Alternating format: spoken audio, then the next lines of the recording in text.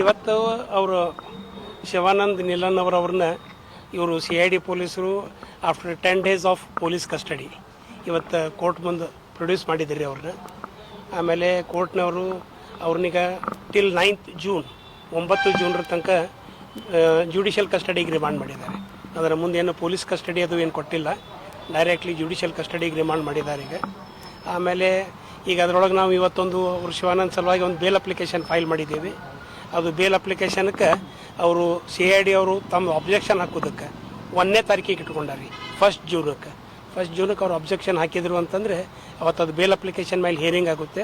Hearing ಆದಮೇಲೆ next course of action ಕೋರ್ಟ್ನವರು order ಮಾಡೋದು ಹೆಂಗೆ ಇದನ್ನು ಮಾಡ್ತಾರೆ. ಸರ್, ಈಗ ಒಬ್ಬರು ದೂರು ಕೊಟ್ಟಿದ್ದಾರೆ, ಬೇರೆ ಯಾರೂ ಕೊಟ್ಟಿರಲಿಲ್ಲ ಇಲ್ಲಿವರೆಗೆ. ಇಲ್ಲ, ಅದು ಏನು ಅದ್ರ ಬಗ್ಗೆ ಏನು ಡೀಟೇಲ್ಸ್ ಇಲ್ಲರಿ.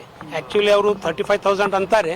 ಅದ್ರ ಬಗ್ಗೆ ನನಗನ್ಸೋ ಮಟ್ಟಿಗೆ ಅಂದ್ರೆ ಇಲ್ಲಿ ತನಕ ಏನು ಅಂದ್ರೆ ಇವೆಂಟ್ಸ್ ಡೆವಲಪ್ಮೆಂಟ್ ಆಗ್ಯಾವ ಅದನ್ನು ನೋಡಿದ್ರೆ ಅವ್ರಿಗೂ ಪೊಲೀಸರಿಗೆ ಸುದ ಐ ಡೋಂಟ್ ಥಿಂಕ್ ದಟ್ ಅವ್ರಿಗೂ ಸುದ ಎಕ್ಸಾಕ್ಟ್ಲಿ ಇಷ್ಟು ಐತಿ ಅಂತ ತಿಳ್ಕೊಂಡು ಅವ್ರಿಗೂ ಏನೇ ಅಂದ್ರೆ ಐಡಿಯಾ ವಿತ್ ಸರ್ಟನಿಟಿ ಅವ್ರ ಕಡೆನೂ ಏನು ಇದ್ದಂಗಿಲ್ಲ.